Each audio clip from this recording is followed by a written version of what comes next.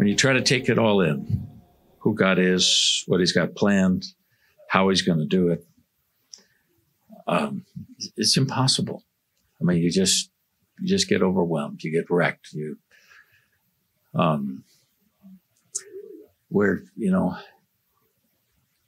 it's a wonderful place to just become speechless before God. That there really is a joy unspeakable, full of glory. Because the glory of the Lord is coming into your view. You're experiencing it. You're seeing something. You're watching something. And it's so wonderful because it just eclipses everything the devil's been doing. And then you start considering who he is. I was thinking earlier when we were singing down here, he is good. He is good. I thought, God, I'm so glad to be part of a company of people who know you are good. What can you do with a group of people who know you are good? That right there is an unstoppable force. That's all they had to sing when Jehoshaphat was leading his people against a multitude of enemies that were threatening to take him out. They said, Lord, we can't face this whole group of people, but our eyes are on you. And then a prophet rises up in their midst and says, fear not. Stand and watch the salvation of the Lord. The battle's not yours, it's mine. You will go out and you will face them, but you won't even have to lift a sword. Wow. And so how did they go out? They went out with one word in their mouth, for he is good. For he is good. They sang it all the way to the precipice overlooking where the enemy's camp was. There's something so tremendously powerful about a people who are declaring the goodness of God before they ever see the victory. So the devil doesn't understand that. He still cannot figure that out. How could there be a group of people who would be praising God and thanking him in advance of something they've never seen? Well, it's because of the one you know. If you know that he's good, it transforms your expectation. I want to start off this morning. I want to touch on something that I believe God began to speak to me last Sunday, actually, and it's just been resonating inside of me all week long. And I thought, Lord, you're really on this thing.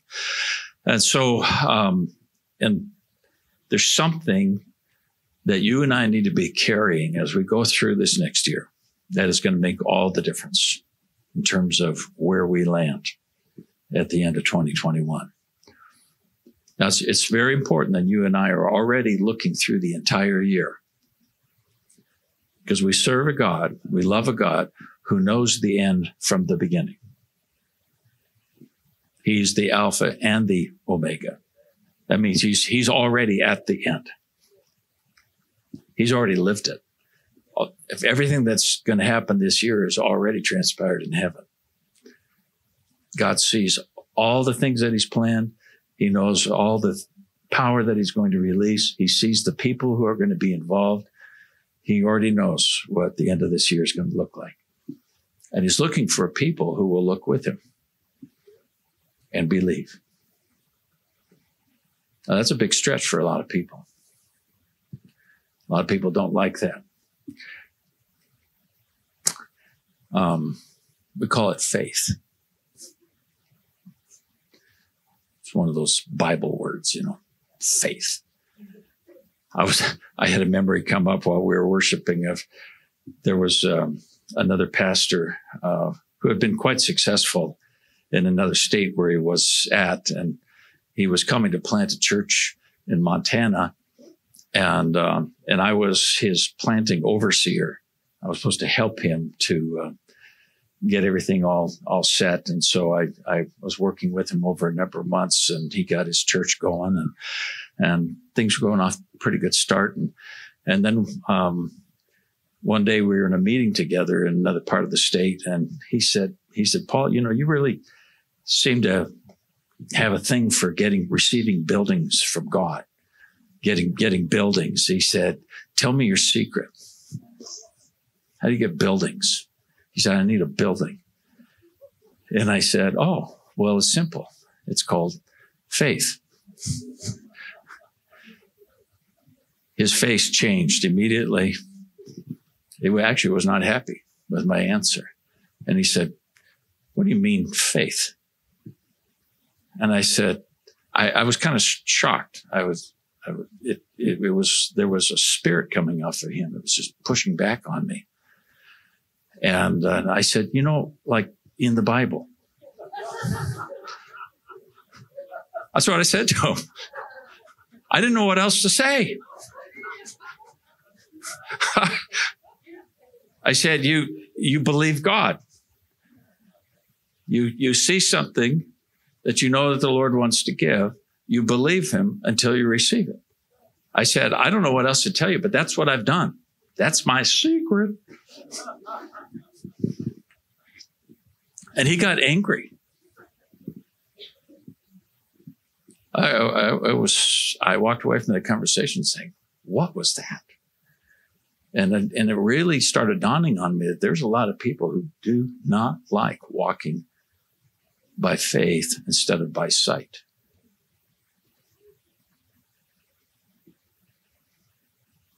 Now let's break this down a little bit. I'm going to start here with 2 Corinthians chapter 4, and then we're going to jump over to Joshua 14.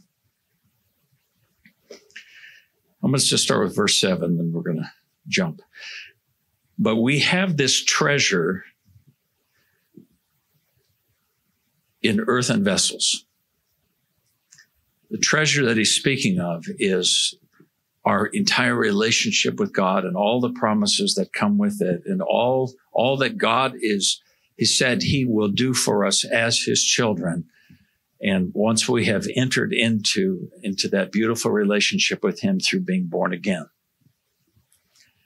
we have this treasure. So it's something absolutely priceless that God has given to us from himself that we could never make happen. We could never generate it on our own, but it's without measure. It's without price. We have this treasure, Paul says, but God has given it to us in an earthen vessel, something heavenly that is so like God that we could never touch on our own. And yet God has given it to us, and he has given it to us in our present state of being earthen vessels. That means as we stand here on this earth, living and breathing every day, we're aware of our humanity. We're aware of our weakness. We're aware of our limitations. We're aware of sin. We're aware of failures and everything is just not looking too perfect. That's us, right? Paul is saying, he's trying to paint a picture for us. God has given something that is perfect and beautiful and without limit and placed it into something that right now is not looking too good and has limitation. Why in the world would he do that? If I were God, I would find somebody else to deposit the best that he has. Jesus himself is that treasure, his life in us. For we have this treasure in earthen vessels. Why? Here's what God's up to. So that the surpassing greatness of his power will be of God and not of ourselves. Think with me. The Lord is releasing something so perfect and so limitless within this which is imperfect and limited, so that everything that he does in us and through us will make an absolute clear distinction to the whole world, as well as to us, that anything powerful that takes place, it had nothing to do with you and me. We couldn't generate it. We couldn't make it happen.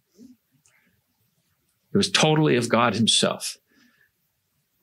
I love that phrase, the surpassing power of God. That means it goes beyond anything that you can think of, anything that you've ever experienced, any power source out there, any kind of authority, any kind of force that is in operation that would threaten to undo us and get our attention and cause us to be fearful. God says, no problem. I'm bigger. I'm greater. Which means that you and I have to rise up to another level of greatness that we've not yet experienced in God. What is it that will allow us to rise up to a higher level with God where we become the very conduit of the surpassing greatness and power of God being displayed in this lifetime, not when we get to heaven. There'll be plenty of that later. But God is looking for something right now in the earth through a people that know him. We're this earthen vessel. He's put this treasure in us. And I'm sure, the devil comes and he mocks us all the time and says, good luck. What a joke. And half the time I believe him when he says it to me, what a joke that you think you're going to pull this off and this is going to go this way. And look at you. Our answer is, I don't need to look at me. I'm just going to keep looking at God. Now, if you jump down to verse 13, but having the same spirit of faith, I want you to get that phrase. I want us to carry those three words with us through this year. The spirit of faith. Faith is not just an operation or an action on our part. That there literally is a spirit of faith that comes from God himself. Our God is the source of all faith. The Spirit of the Lord that comes and rests upon any human vessel operates with faith. There is a spirit of faith. It's something that we yield ourselves to and we begin to live with it as our normal response every single day, something that we're tapping into that causes us to rise up above our normal, our status quo. The spirit of faith allows us to say, what I see is not reality. What the world is trying to tell me about me and about what's happening out here is not my reality. There is something greater. There is another realm. There's another power. There's another king. There's another report. There's another word. The spirit of faith constantly pulls you around to look in a different way and begin to think a different thought and begin to speak a different word to receive a different result than what everybody else is receiving.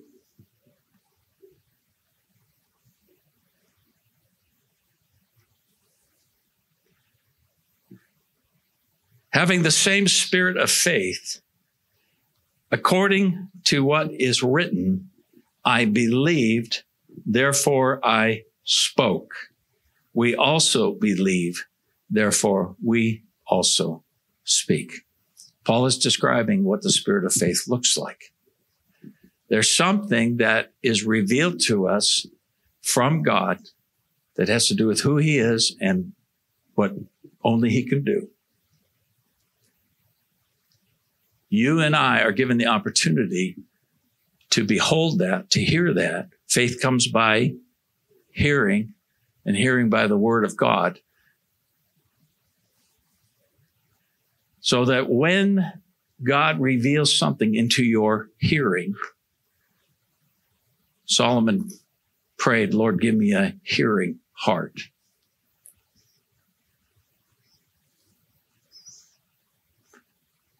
That would be good to have this year, right? A hearing heart. Because if I have a hearing heart, I'm going to hear the very word of the Lord. And when I hear the word of the Lord, I'm being given an opportunity, because every word of God that is spoken to you comes with a spirit of faith, which empowers you to believe it. But not just believe it where you're making mental assent and just agreeing with it and saying, yeah, I believe that's true. No, I'll tell you what you believe by what's coming out of your mouth. I believe, therefore I speak.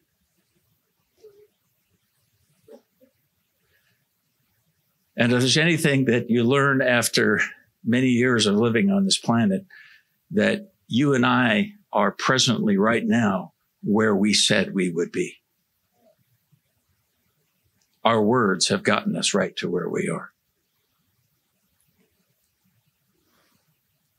That was a sobering revelation that came to me many years ago, and I went, whoa, I'm going to watch my mouth. Because our words are constantly revealing what's in the heart. But our words are also powerful. God created us in such a way in his image so that what we are speaking, just like what he is speaking, has creative force to it. And angels and demons are attending to our words. So the power of hearing God, seeing something that he has said, whether it's God revealing it to you in the moment by his Holy Spirit, whether it's somebody else coming and bringing a word to you, whether it's you're in the scriptures and boom, something just jumps out at you because the Spirit of the Lord has the ability to just cause words that you need to know in the moment to just suddenly have force to them and light to them. In that moment that you receive that revelation, you also have then that spirit that comes along and says, "Whoa, this changes everything." Now, you also understand that what you are seeing by the Spirit and believing is in direct contradiction most of the time to what you see in the natural. And that's where the battle begins. But that's also where the reward of the Lord follows.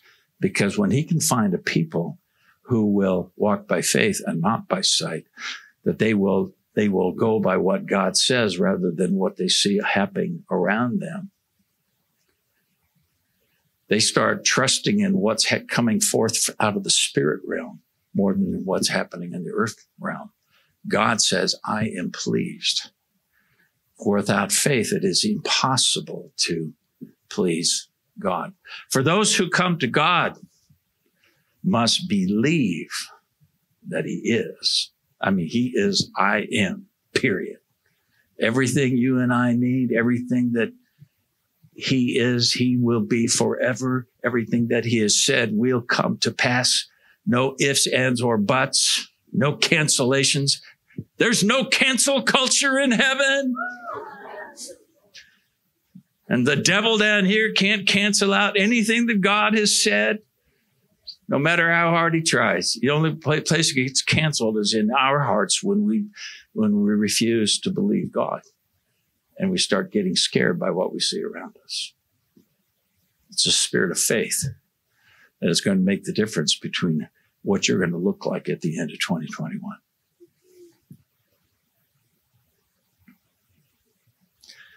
Go to Joshua 15. Many, many years ago, I'm trying to recall what happened on this particular day, but I was before the Lord in meditation or prayer, and suddenly I heard these two passages. The Lord just said, Numbers 14, Joshua 14. I went, "Oh, that's interesting. I don't know what either one of those passages say. I don't know what they're about. Numbers 14 and Joshua 14. So I thought, well, there's only one way to find out. Get my word open, right? And I started to read. Both of them relate the story about Caleb and Joshua. So I'm going to start us in Joshua 14 and then work us back to Numbers 14. I'm trying to do this quickly. Joshua 14, you have the Israelites have already come into the land. They've already begun to take possession.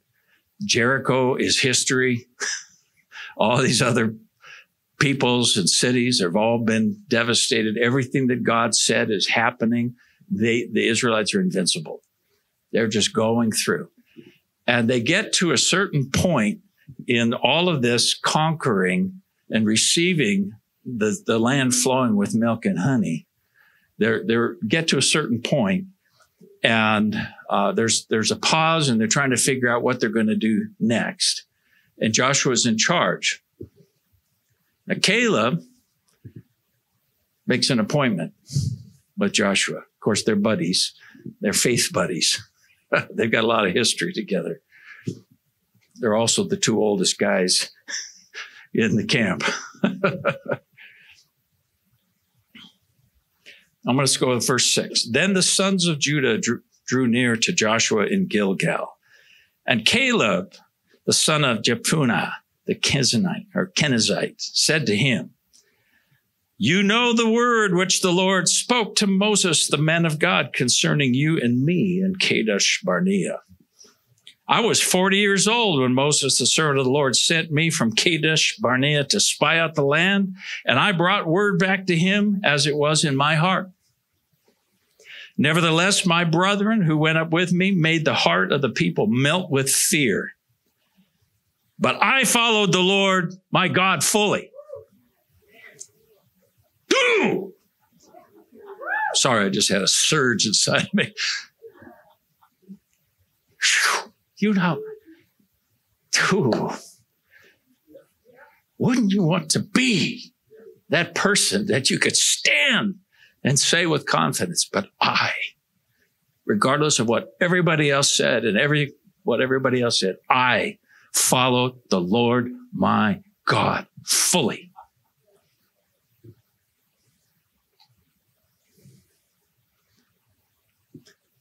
Which is why Caleb was standing there and all the rest of them weren't. They had all dropped off in the desert.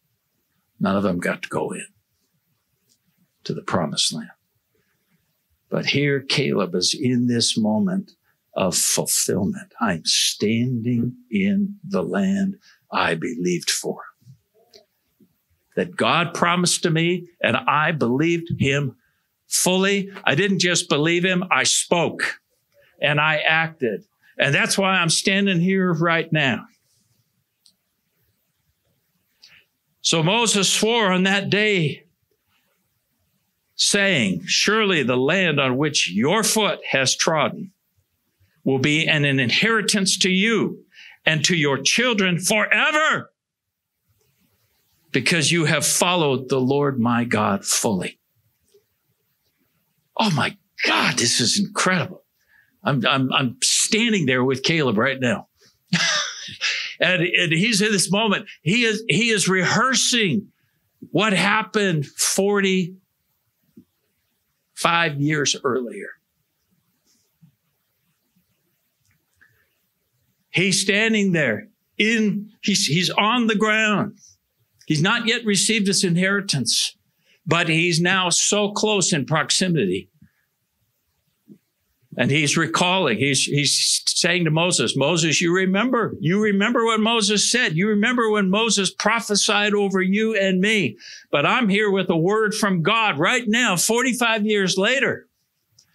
And God said to me that because I believed him fully, I'm going in and I'm receiving something, not just for me, but for my descendants after me.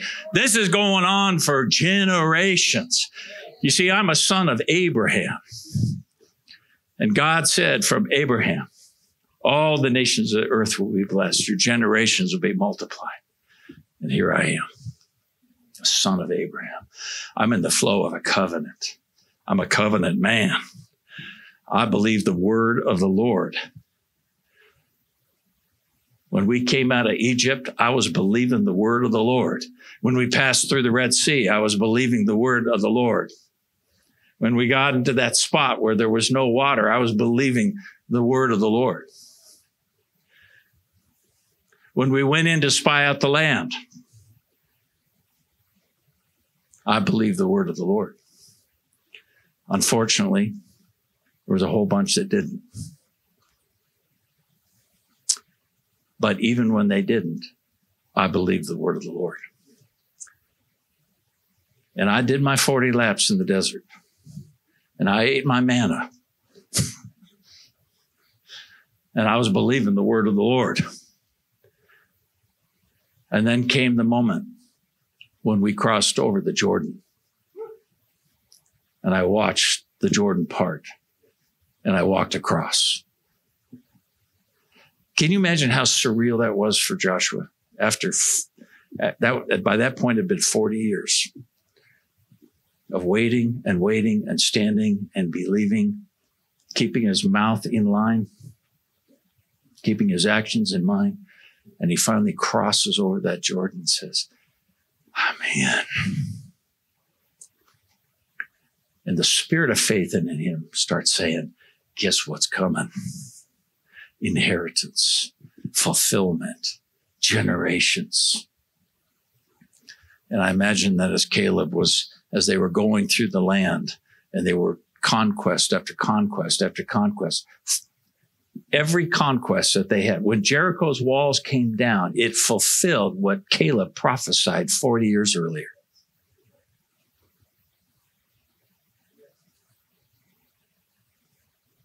Don't you want to be that kind of person? Years ago, you said, with God, you said it. You agreed with him. You believed it. You declared it. You acted on it. And then down the road, you're receiving. God's with you. There is no feeling like that. See, that's the company of people that scares the daylights out of Satan. He didn't have any daylights in him anyway, but oh my God. Moses swore to me on that day, surely the land on which your foot has trodden will be an inheritance to you and to your children forever, because you have followed the Lord my God fully. So Moses was looking for men and women who would stand around him and believe with him for what God had promised. Moses knew he wasn't going to be able to go into that land without a bunch of others who were believing as well.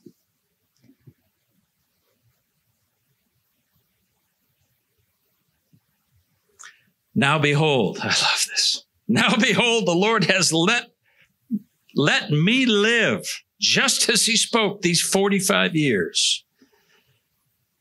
From the time that the Lord spoke this word to Moses, when Israel walked in the wilderness, and now behold, I am 85 years old today.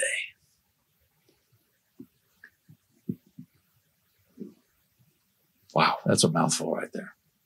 How many could say, I've been standing and waiting 45 years for the fulfillment of what God said?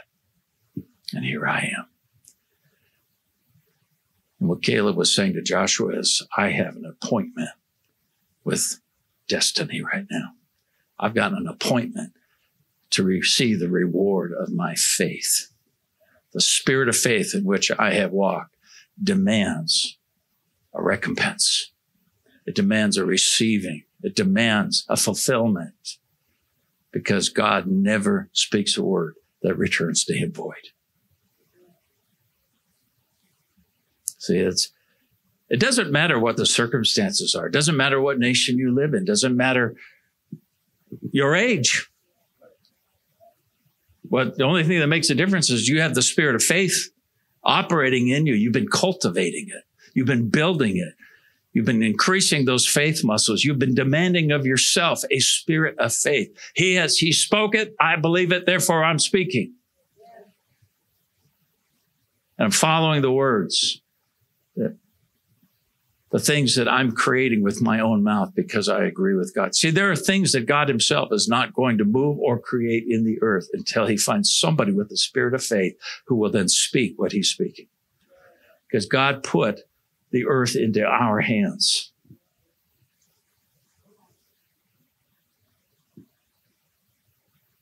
And I think one of the reasons we are where we are right now in America is because the church does not operate in the spirit of faith very well in America. We're trusting in a whole lot of other things. And we're real good at quoting Bible verses, but we don't believe them very much. We've relegated so many things that God has spoken to the sweet by and by. But that won't happen here in this lifetime.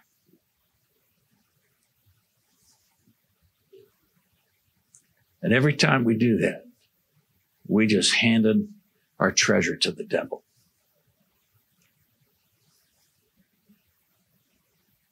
And he's glad to take it. Hell is full of the trophies that belong to God's people because we sold them off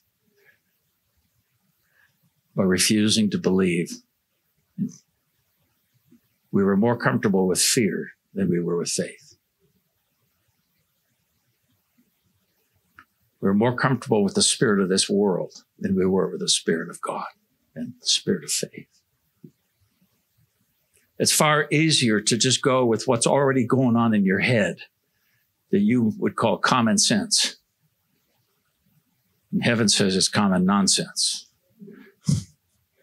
Because if there's anything operating in us that is not of the spirit of faith, it's a lie. And it actually will suck the life out of you.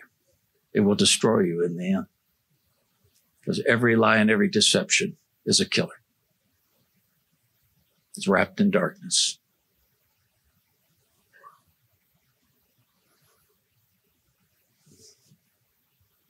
Oh my. He said, I'm still as strong today as I was in the day Moses sent me.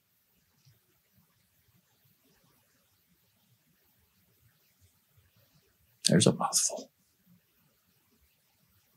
What was it that was keeping Caleb 45 years later, standing there at 85 and being able to say, well, look at this earthen vessel. I'm still holding on. I'm just as strong at 85 as I was at 40. I'm just as capable.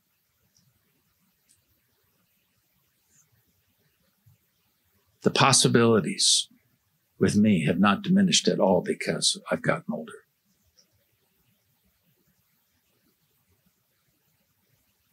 And I imagine that Caleb might have had more gray hair. He may have had a few more wrinkles. And yet he stands and says, but I'm just as strong. You know, I can hardly find believers who are stepping into their later years who will ever speak something like that. Because it's easier to agree with the spirit of old age and decay and breakdown than it is to believe in something greater. Yeah, it's an earthen vessel, but look what's in it. There are times when I'll have a few physical manifestations of things going on in my body, and I'll just sit out in my living room with the Lord and say, well, Lord, I know what my body's trying to tell me. But right now, I'm just beholding your glory. And that glory is inside of me. You have glorified me. Greater are you in me. Greater is what I'm containing inside by my spirit, inside of my body. And I just begin to see the power of the glory of God just transforming the cells of my body. Do you think that's possible? Look what happened to Jesus on the Mount of Transfiguration. I mean, look what happened to Moses. He goes up on the mountain and he comes back and he's literally glowing. The cells of his body were carrying the glory of God in radiating light. By the way, Moses at 120, God had to kill him, take his life to stop him. He had to just lay down and die and let God take his life. That's another whole story. That 120-year-old man climbed a mountain to go and oversee all of Canaan, and he didn't have any help doing it. He scaled that mountain. It said his sight was not reduced at all. His hearing was not reduced at all. How in the world did that happen? Well, he just spent a lot of time in the presence and in the glory and with a lot of faith. I'm getting off onto a tangent here. I'm just as strong. As my strength was then, so my strength is now for war. Oh, listen to this guy. I mean, he's just like, he can't wait. I'm ready for war. I've been waiting for war for 45 years.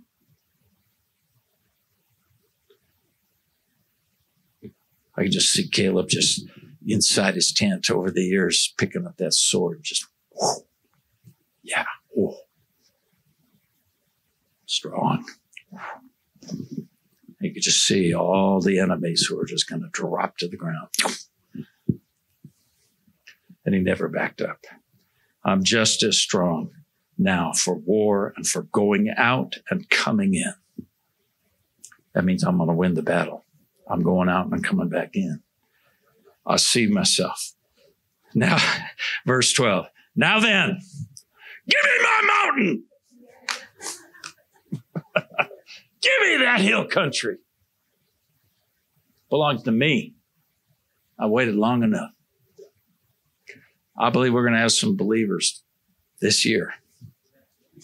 We're going to be saying, Lord, give me my mountain. I've been waiting. I don't care what any evildoers think that they're going to do to steal the election and steal my nation and this big global reset that they've got planned.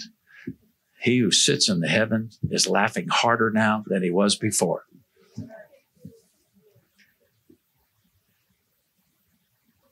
God's got a favorite song about the Tower of Babel. Confusion, confusion. Okay, never mind. Now then, give me this hill country about which the Lord spoke on that day. For you heard on that day that Anakim were there with great fortified cities. Perhaps the Lord will be with me, and I will drive them out as the Lord has spoken. And Joshua blessed him and gave Hebron to Caleb, the son of Jephunneh, for an inheritance. Therefore, Hebron became the inheritance of Caleb until this day, because he followed the Lord God of Israel fully. Now, we're just real quickly to Numbers 14, then we're going to take communion together.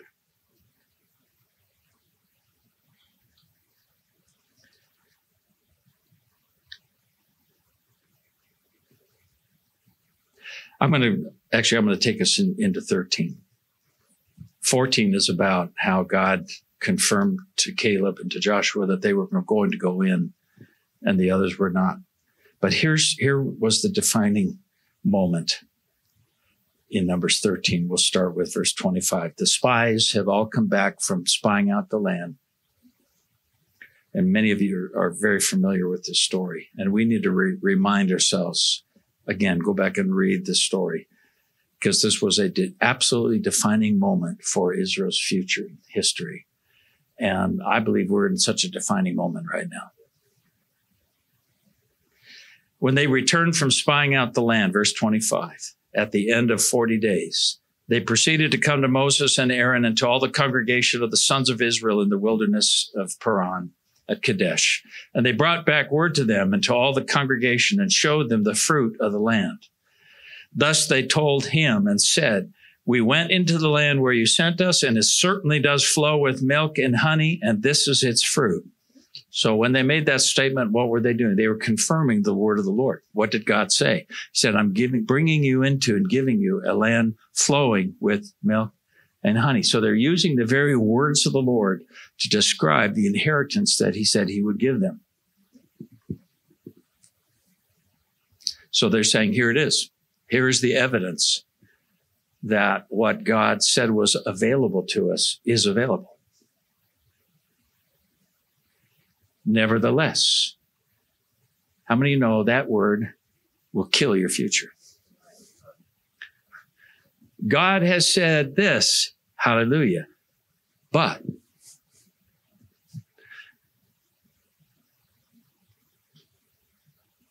nevertheless, the people who are in the land are strong, and the cities are fortified and very large. And moreover, we saw the descendants of Anak there.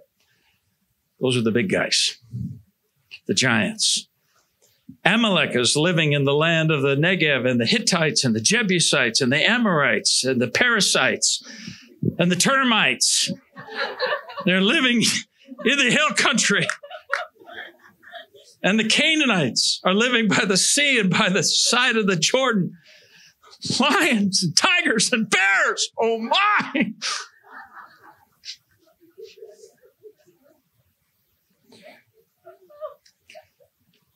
I mean, you could just listen to the words. They start in with the nevertheless, and then it gets bigger and bigger. And do you know that's what fear does to us? If you give fear an inch, it'll take a mile.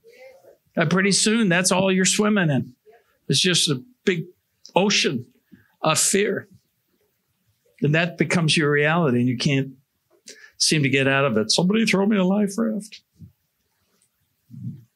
Then Caleb and Joshua, they're standing there listening to what these other 10 guys are reporting. They were probably excited when they started off by saying, look at the fruit, milk and honey, yeah. And they were waiting for these other 10 spies to declare the word of the Lord and say, let's go. But instead, they listened to him start filling the ears of the people with a bad report. Now, notice what they were saying. They were giving the facts, actually. Everything they said was true about who's living there and the big fortified cities and how many people and giants. And it was all true. But Caleb is watching what's happening to people who are about to operate by sight instead of faith. They're being overcome with the spirit of Egypt instead of the spirit of faith that takes you into Canaan. Caleb quieted the people before Moses because he could see they were starting to get upset. A lot of talking, you see, they heard this report and then they're talking amongst each other. I heard somebody say the other day, the reason why God told the Israelites not to say anything while they went around Jericho is to keep everybody's mouth shut. Because he knew when they walked around those big walls, they were going to be going, this is going to be hard. Do you think we can really do this? Oh my gosh. And then they were going to start murmuring all through this army going around. So God just said, not one word, just march. Because God knows the power of our words to create faith or to create fear. Joshua quieted the people and he said, we should try by all means to go up and take possession of it, for we will surely overcome it. Now, what does he do here? He takes the facts. He doesn't deny the facts, but then he takes the spirit of faith and overcomes the facts to declare the promise of the Lord, to declare the future and the destiny. The spirit of faith always can take you above the facts. I don't care what scientists are saying right now. If I hear the word expert one more time, that pert is going to be an X in my life.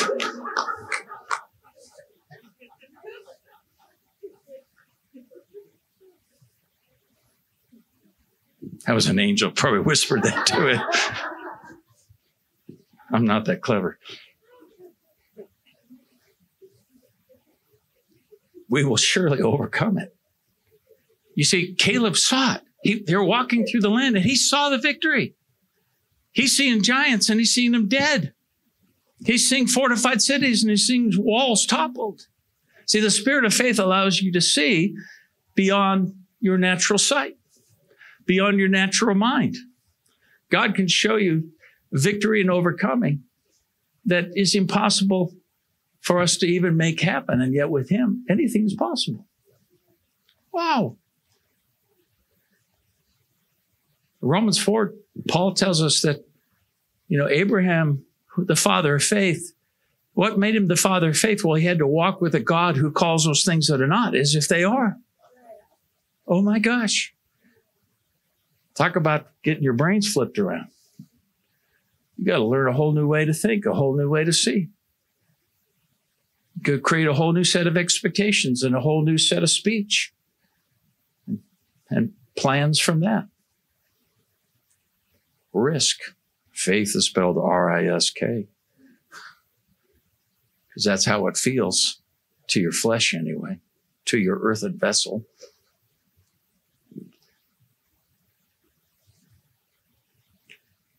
We will surely overcome it. It's a done deal. Here we are. Let's go. But the men who had gone up with him said, "Oh, we're not able. Let's be reasonable. Let's use our common sense. Let's really take stock of what's going on here. I mean, look at us." And that's where the devil will trip you and I up every single time. If he can get you to look at your earthen vessel, get you to look at your limitations, get you to look at the status quo and what your normal is and the amount of strength that you're used to operating in, get you to look at past failures and defeats. And he's good at just rehearsing all that stuff to you so that you then make an assessment of your ability to deal with whatever the facts are.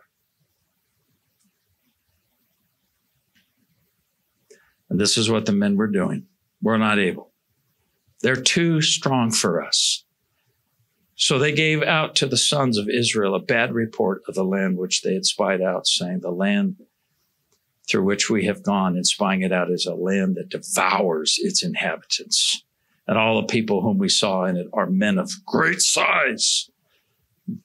There also we saw the Nephilim, the sons of Anak, are part of the Nephilim, and we became like grasshoppers in our own sight, and so we were in their sight. They looked at the facts, and according to the spirit of the world, the spirit of weakness and flesh, they interpreted the facts without God, and they drew a conclusion: we're dead.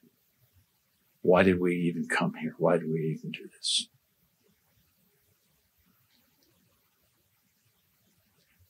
Caleb, with the spirit of faith, look where he goes, and we're going to wrap with this. Go to 14, verse 6. We'll start with verse 5. Then Moses and Aaron fell on their faces in the presence of all the assembly of the congregation. I mean, this is a moment of disaster. When fear enters the picture, you can lose it all.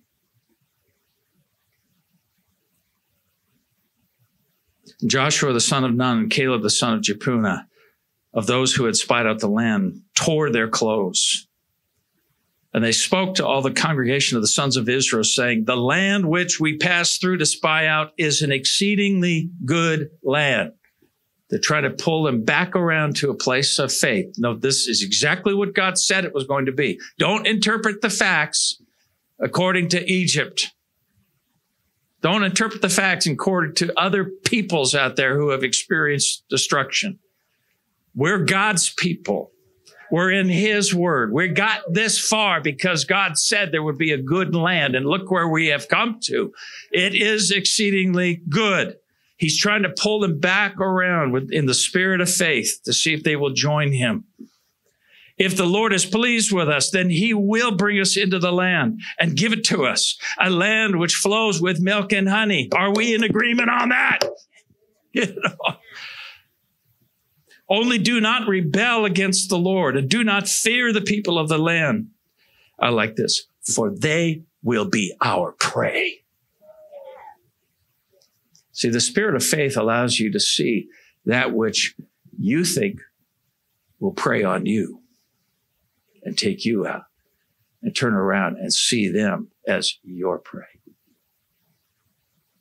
We're in this moment right now as a nation. We have never been exposed to such high levels of organized evil and people in power with more money than has ever been possessed in the history of the world, with more global connection and secret stuff going on behind and demonic forces behind them. We have never seen anything like this.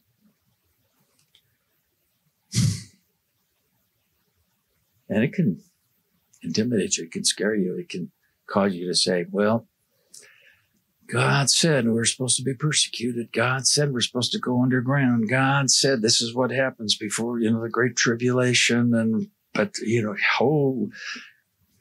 lift up your heads. Your redemption draws nigh. Jesus is coming back. And we just cave in. We find other excuses and promises in the Bible to accommodate our fears and our weakness, instead of looking at what God has spoken over America. The Lord is pleased with us. He's going to bring us into this land and give it to us. And they will be our prey. Their protection has been removed from them, and the Lord is with us. Do not fear them. I want to think that way. How about you? How did Caleb see that their protection was removed from them? Where did he get that thought from? The spirit of faith. You see, when you think with God, all of a sudden you see conclusions of the way things are going to come about, and you see how God is even going to make it happen. Caleb reasoned with the spirit of faith to say, it doesn't matter how big they are or how fortified they are, whatever protection that they have in the natural, God's going to overcome it and remove it. They are just sitting there waiting for us to take what they have. And we cannot be stopped. So 1 + 1 = 2. There is a reason of faith. There's an interpretation with the spirit of faith that allows you to draw a conclusion from which you can then operate. And I wish I had time to tell you a lot of stories right now where Margie and I have had to do that exact thing against all odds. Oh, let me hear you growl. The spirit of faith is a growl in it.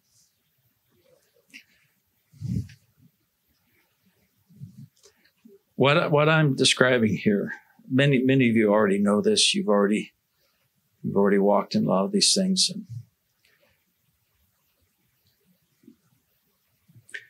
I was talking with Joy here after the service last week, and she just starts making these declarations.